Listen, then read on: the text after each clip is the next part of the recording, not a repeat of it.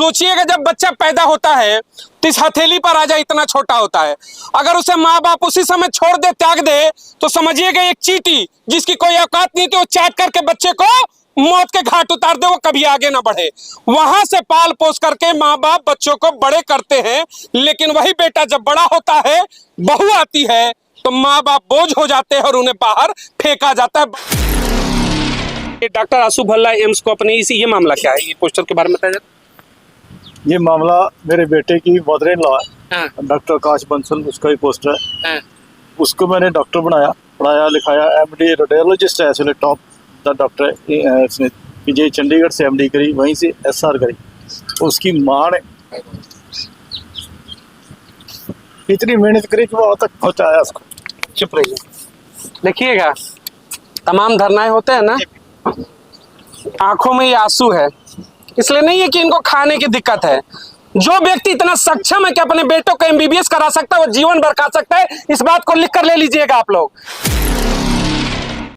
नमस्कार दोस्तों, मैं आशुतोष और आप देख रहे हैं पॉलिटिक्स तक, जिसके साथ जनता उसी के हाथ में सत्ता, ऐसा कहा जाता है। हम आपको पूरी खबर बताएंगे और जनता की राय दिखाएंगे, लेकिन उससे पहले आप अभी इस वीडियो को लाइक और चैनल को सब्सक्राइब करके रख लीजिए। पर इस समय देश का वो तबका खड़ा है जिसको लेकर के सम्मान की बातें की जाती है बड़े बड़े मंचों से। देखिएगा, इन तस्वीरों में दिखाऊंगा, वृद्धाश्रम बंद हो, इन चेहरों को भी देखिएगा, उम्र का तकाजा लगाइएगा, माता पिता को प्रताड़ित करने वाले बहू और लड़कों को सजा दो। हालिया पंजाब की घटना 2 दिन पहले आपने देखी होगी, मेन स्ट्रीम मीडिया में चल रही थी, किस तरीके से बुजुर्ग माता के ऊपर बेटे के द्वारा पानी डाल करके प्रताड़ित किया जाता है, पीटा जाता है। देश के अलग अलग कोनों से, अलग अलग राज्यों से ऐसी घटनाएं आती हैं कि बुजुर्ग माता पिता को पीटा जाता है, उनको किस तरीके से वृद्धाश्रम में घर का कचरा समझ करके रख दिया जाता है। बेटे और बहुएं पूछने तक नहीं जाते। एक सीधा सा सवाल है, चर्चाएं शुरू करने से पहले चंद सवाल है, बेहतर उम्मीद करूंगा देश की जनता जवाब देगी। सोचिएगा जब बच्चा पैदा होता है तो इस हथेली पर राजा इतना छोटा होता है। अगर उसे माँ बाप उसी समय छोड़ दे, त्याग दे, तो समझिएगा एक चींटी जिसकी कोई औकात नहीं थी, वो चाट करके बच्चे को मौत के घाट उतार दे, वो कभी आगे ना बढ़े। वहां से पाल पोस करके माँ बाप बच्चों को बड़े करते हैं, लेकिन वही बेटा जब बड़ा होता है, बहू आती है, तो माँ बाप बोझ हो जाते हैं और उन्हें बाहर फेंका जाता है। बड़ा सवाल है, सवालों पे चलिए चर्चाएं शुरू करते हैं। जिस तरीके से आज आप लोगों का बड़ा व्यापक प्रदर्शन है दिल्ली के जंतर मंतर पर, हालांकि यहाँ पर राजनीतिक धरने होते हैं, लेकिन अस्तित्व बचाने का शायद ये पहला धरना है। देश के बुजुर्गों का ये पहला धरना है। इतिहास होगा जंतर मंतर का कि बुजुर्ग कह रहे कि हमें बचाओ। बेटी बचाने का नारा तो सुना कि बेटी बचाओ बेटी पढ़ाओ, बुजुर्ग को भी तो बचाना चाहिए ना। रीढ़ की हड्डी और बैकबोन ही नहीं रहेगा तो शरीर क्या होगा। क्या उम्मीदें हैं सरकार को सुनेंगी? राय साहब, जो आप यहाँ पर आए हैं, पहले तो उसका धन्यवाद। बात यह है कि जो पीड़ित माता पिता भलाई मंच हमने गठित किया, वो इस उद्देश्य के साथ किया कि जो बच्चे वृद्धावस्था में अपने बुजुर्गों को छोड़कर चले जाते हैं, एक कानून ऐसा पारित हो इस देश में ताकि वो बच्चे जो क्रूरता दिखा रहे हैं अपने माँ बाप के प्रति, उनको किसी तरीके से रोका जा सके कि वो अपने माँ बाप को वृद्धावस्था में देखभाल करनी शुरू कर दें। इस उद्देश्य को लेते हुए हमने ये पीड़ित माता पिता भलाई मंच का गठन किया है। उसके तहत हमने हर एक डिस्ट्रिक्ट्स में, हर एक स्टेट्स में, ज़्यादातर स्टेट्स में जाके प्रेस कॉन्फ्रेंस किए और सेमिनार्स किए हैं, ताकि जो विधानसभा में बैठे हैं, पार्लियामेंट में बैठे हैं कानून पारित करने वाले, एक ऐसा कानून पारित करें, सेंट्रलाइज्ड कानून हो, चाहे सीनियर सिटीजन एक्ट 2007 में अमेंडमेंट हो या एक नया कानून पारित हो कि बच्चे अपने माँ बाप को वृद्धावस्था में छोड़ के ना जा सकें। कारण सिर्फ एक है कि एक बच्चे को माँ बाप पाल पोस कर बड़ा करते हैं, उसकी पढ़ाई लिखाई करवाते हैं, और अपने देश में जहाँ 18 साल के बाद ये कह दिया जाता है कि ये मेजर हो गया है और वोटर जो है ना, वोटर उसको घोषित किया जाता है कि ये मेजर है और वोटर डालने के लिए अब कॉम्पिटेंट हो गया है। उसके बाद आप देखिएगा कि 18 साल के बाद तो उसकी प्रोफेशनल पढ़ाई शुरू होती है, जहाँ पर उसको बड़ा बनना है, समर्थ बनना है कि वो जो है ना खाने कमाने लायक बन सके।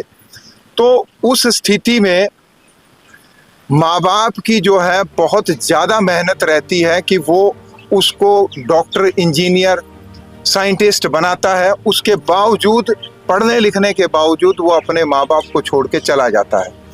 मैं दिनेश कुमार जांगड़ा इस पीड़ित माता पिता भलाई मंच का लीगल सेल का प्रधान हूँ और वाइस प्रेसिडेंट हूँ Punjab and Haryana high court bar association का। चलिए, आपने कहा, देखिए, एक सवाल उठाया कि कानून बनना चाहिए, देश की संसद जो है, विधानसभा है, कानून पारित करे।